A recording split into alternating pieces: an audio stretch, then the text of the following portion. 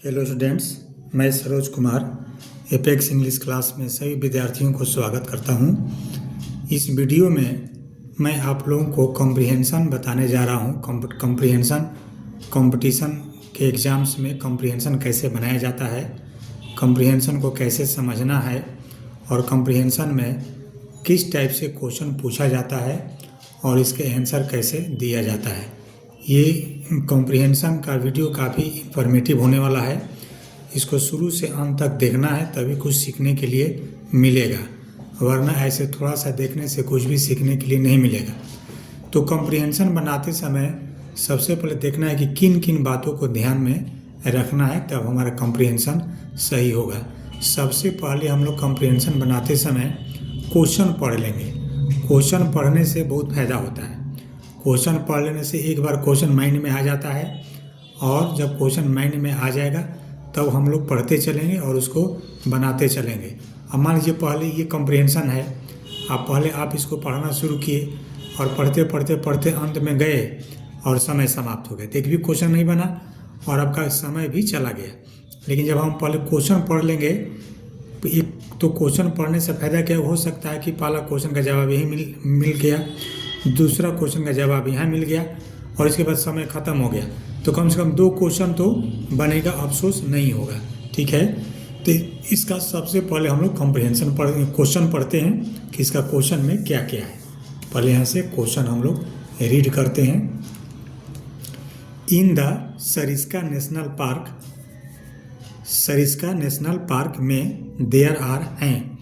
तो Sariska national park में है तो क्या क्या है, दिमाग में आ गया। अब हम लोग ही नहीं जानते कि इसके आंसर कहाँ मिलेगा, लेकिन हो गया कि सरिस्का नेशनल पार्क में क्या क्या है। Animals come to satisfy their thirst at a. Animals जानवर कम आते हैं, टू सेटिस्फाई देयर थर्स्ट अपना प्यास बुझाने। सेटिस्फाई मीन्स होता है संतुष्ट करना, लेकिन यहाँ पर होगा प्यास बुझाना।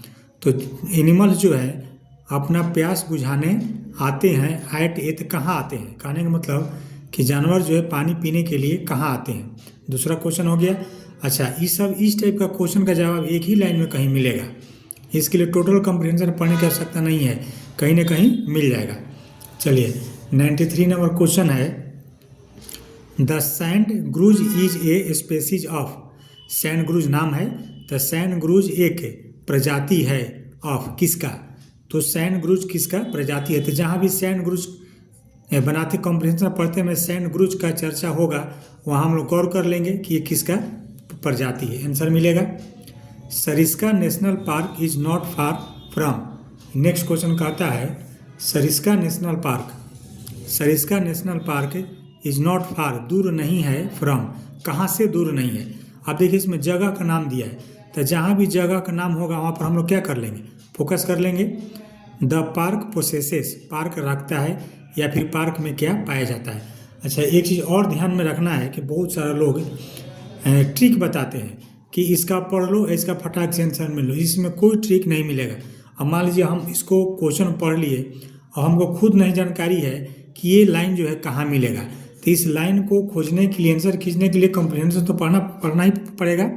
अच्छा, अब हम लोग इसको पढ़ते हैं। और सबसे इम्पोर्टेंट चीज़ क्या है कि कंसेप्चुअल क्वेश्चन आजकल आ रहा है। अब हम लोग इसमें कॉम्प्रिहेंशन तो बनाएंगे ही, और साथ साथ इसका हिंदी करना सीखेंगे कि इंग्लिश से हिंदी कैसे होता है। बहुत सारे विद्यार्थियों को एक चीज़ नहीं आता है कि हिंदी सेंटेंस का कैसे होगा। आजकल एडवांस इंग्लिश में हिंदी करना जरूरी है। सेंटेंस कहाँ से टूटेगा, कहाँ से जुटेगा। जिनका इंग्लिश अच्छा है, रीडिंग कॉम्प्रिहेंशन अच्छा है, वो तो ठीक है, लेकिन जिस विद्यार्थी को वीक हैं, जो हिंदी मीडियम से पढ़े हैं 10th क्लास तक, 11th और जो भी है, तो उनके लिए सेंटेंस का मीनिंग निकालना जरूरी हो जाएगा। और जब मीनिंग निकलने आ जाएगा तो क्लोज टेस्ट बनेगा, कॉमन एरर बनेगा, फिलिंग द ब्लैंक्स बनेगा, कोई भी चीज़ बनेगा और इंग्लिश आसान हो जाएगा। इसलिए इस वीडियो को ध्यान से देखना है, थोड़ा समय लगेगा, टाइम टेकन है, समय देना है, तब कुछ सीखने के लिए मिलेगा। स्टार्ट करते हैं। Sariska national park is a wild life sanctuary. Sariska national park एक वन्य जीव अभयारण्य है, एक वन्य जीव अभयारण्य है। लोकेटेड, अब देखिए यहाँ पर कॉमा दिया है, यहाँ पर लोकेटेड लिख दिया तो यहाँ पर दैट इज छुपा हुआ, अगर आप दैट इज जोड़ देते हैं दैट इज तो ये आपका सही हो जाएगा। दैट इज, इसी को बोलते हैं जीरो रिलेटिव प्रोनाउन। इसको क्या बोलते हैं? जीरो रिलेटिव प्रोनाउन उसको कहा जाता है जिसका अर्थ निकलेगा मगर यूज नहीं रहेगा। तो यहाँ पर दैट इज, तो दैट किसके लिए आ गया? ये सरिस्का नेशनल पार्क के लिए आ गया। ठीक है, तो इसके दैट इज के बदले क्या दे दिया? कॉमा दे दिया। तो दैट इज लोकेटेड, जो स्थित है, जो स्थित है कहाँ पर? At a distance of 107 kilometre from Jaipur, जो जयपुर से 107 किलोमीटर की दूरी पर स्थित है। ठीक है, अब देखिए इसमें हम लोग हिंदी करने का सबसे आसान तरीका है सेंटेंस तोड़ने का।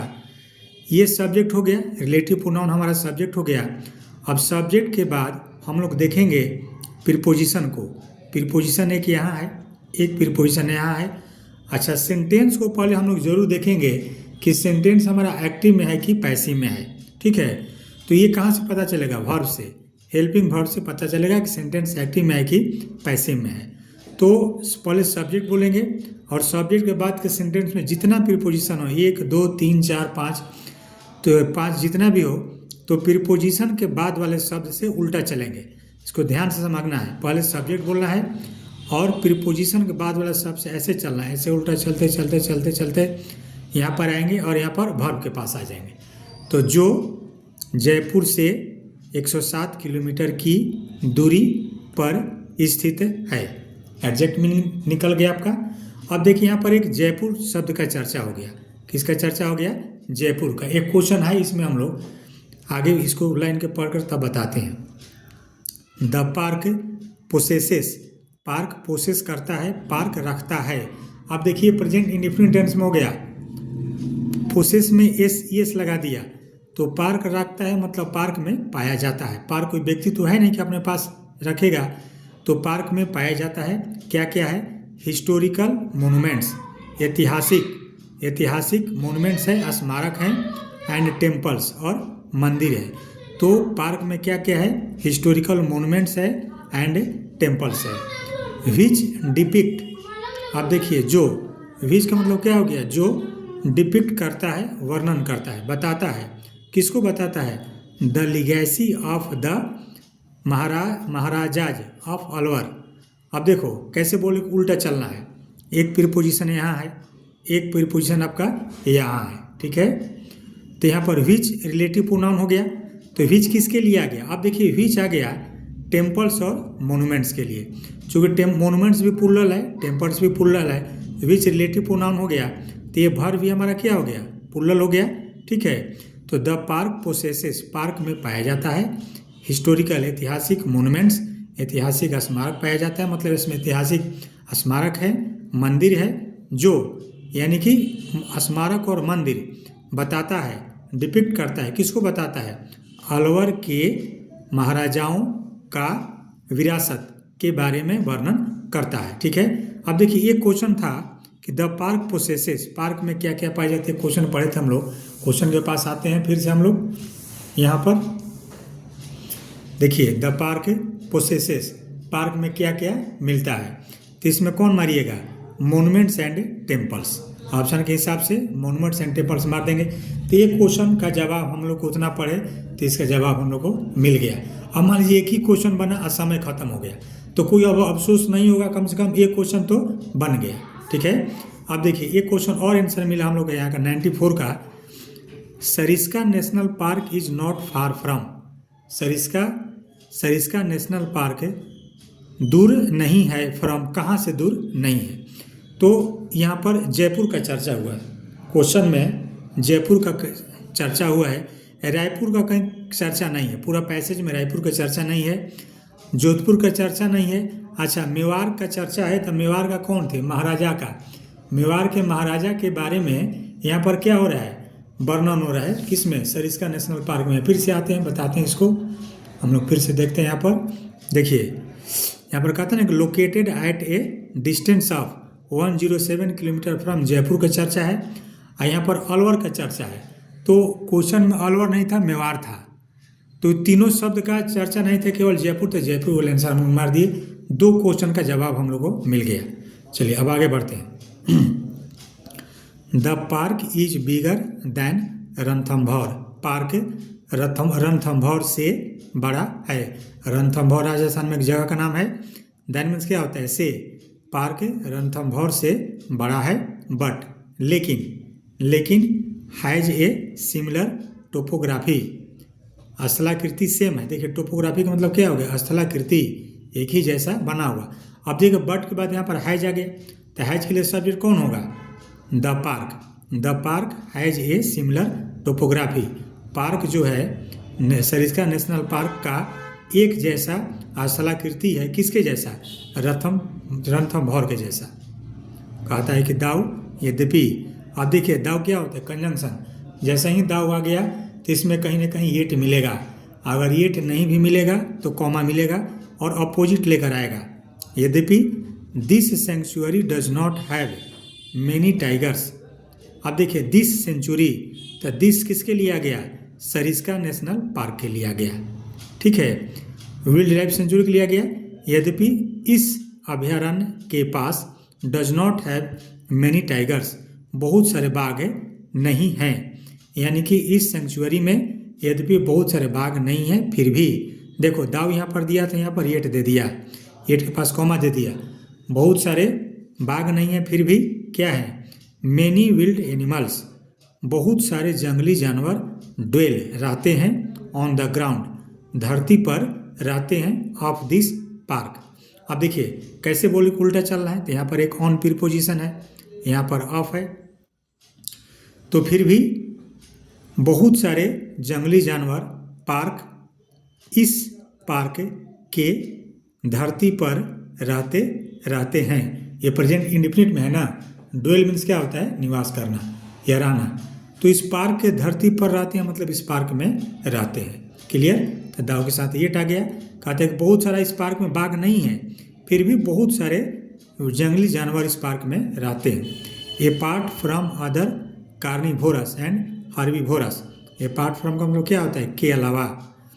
तो दूसरे मांसाहारी और शाकाहारी, कार्निवोरस, सब एनिमल छोड़ दिया है, जानवरों के अलावा। दूसरे मांसाहारी और शाकाहारी जानवरों के अलावा। You can also trace. यहाँ ट्रेस का मतलब होता है पता लगाना, यहाँ पर देखना होगा। ठीक है, लिटरेचर में यही अर्थ लगाना है। लिटरेचर में लिटरली नहीं मिलेगा तो अर्थ लगाना है। तो कहता है कि आप जो है यू कैन एल्सो ट्रेस, आप देख सकते हैं या फिर आप पता लगा सकते हैं। किसको देख सकते हैं? रिसस मंकी, यानी कि इसमें रिसस मंकी भी पाया जाता है। Which can usually be seen. अब देखिए विच, जिसे, तो जिसे विच रिलेटिव प्रोनाउन किसके लिए आ गया? रिसस मंकी के लिए। सेंटेंस में जहाँ भी प्रोनाउन मिले उसको समझना जरूरी है कि किसके लिए आया। इसलिए ज़रूरी है कि जब ये समझ में आने लगेगा तो कॉम्प्रिहेंशन तो समझ में आएगा ही। और जितना PQRS आता है, अरेंज करने वाला सेंटेंस अरेंजमेंट आता है, स्टोनो में या फिर SSC में, किसी भी एग्जाम में आता है, तो इसमें बिना प्रोनाउन के वो जुड़ेगा ही नहीं। प्रोनाउन रहेगा ही रहेगा। वो रिलेटिव प्रोनाउन हो, पॉजेसिव एडजेक्टिव हो, कुछ ना कुछ रहेगा। इसलिए इसको समझना जरूरी है। तो which can usually be seen, जिसे अक्सर देखा जा सकता है। पैसिव वॉइस में हो गया। किसे देखा जा सकता है? रेसस मंकी को देखा जा सकता है। क्या करते हुए? Playing tricks. अब देखिए ट्रिक प्ले करते हुए, चाल चलते हुए, यानी कि खेलते हुए देखा जा सकता है मंकी को। कहाँ पर? अपॉन ईच अदर, एक दूसरे पर प्लेइंग ट्रिक करते हुए देखा जा सकता है। अराउंड द ताड़ वृक्ष के चारों ओर देखा जा सकता है, या पाम वृक्ष के चारों ओर देखा जा सकता है। ठीक है।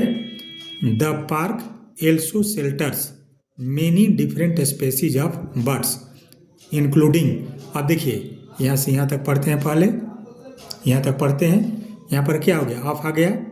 ठीक है, तो पार्क जो है पक्षियों के बहुत सारे अलग अलग प्रजातियों को शरण देता है।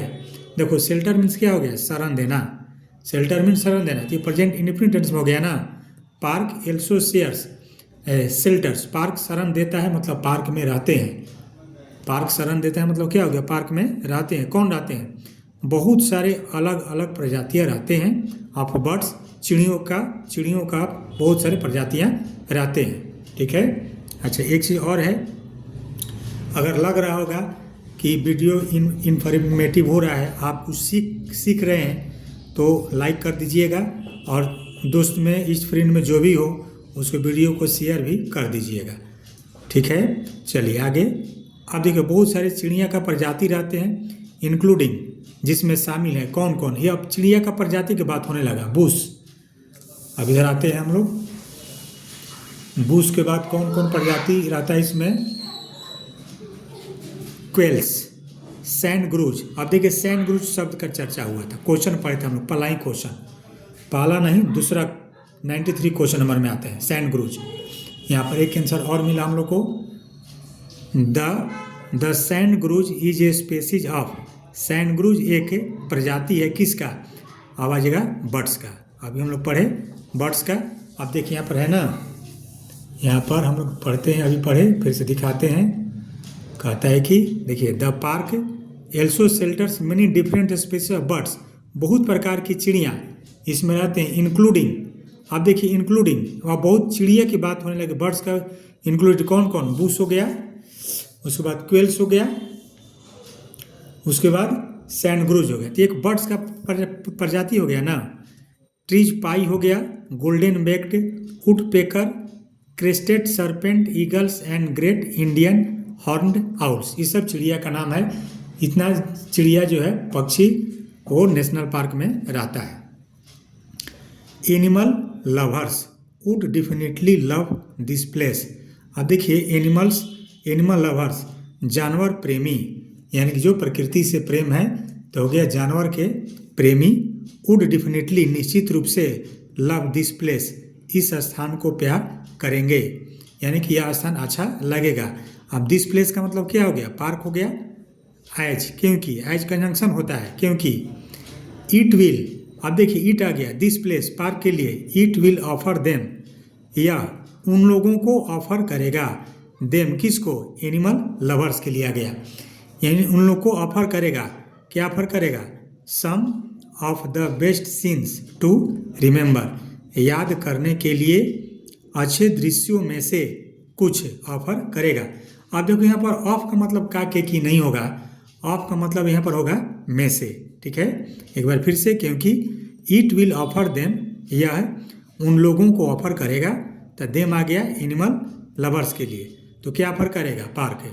सम ऑफ द बेस्ट सीन्स, सबसे अच्छे दृश्यों में से कुछ, दिमाग क्या करने के लिए, याद करने के लिए ऑफर करेगा। यानी कि पार्क में जो लोग एनिमल प्रेमी जाएंगे तो क्या करेंगे, ऐसा चीज़ देखेंगे कि उनको बहुत दिनों तक याद रहेगा। आगे पढ़ते हैं फिर।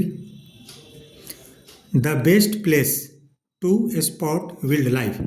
द बेस्ट प्लेस, सबसे अच्छा स्थान, टू स्पॉट विल्ड लाइफ, वन्य जीवन के, देखिए द बेस्ट प्लेस, सबसे अच्छा स्थान देखने के लिए, वन्य जीव का सबसे अच्छा स्थान देखने के लिए, यानी कि जो पार्क में सबसे अच्छा स्थान है, is at the water holes के पास है। देखिए वाटर होल्स, उससे पार्क में सबसे अच्छा बेस्ट प्लेस कौन है, वाटर होल का मतलब हो गया जहाँ पर पानी आता है, जहाँ पर पानी रहता है। वेयर, जहाँ, तो वेयर किसके लिए आ गया, वाटर होल के लिए आ गया। एनिमल्स कम, एनिमल आते हैं, टू सेटिस्फाई देयर थर्स्ट, अपना प्यास बुझाने के लिए आते हैं, ठीक है। तो जानवर जो है अपना प्यास बुझाने के लिए कहाँ आते हैं, वाटर होल्स के लिए। एक क्वेश्चन है यहाँ पर हम लोग का,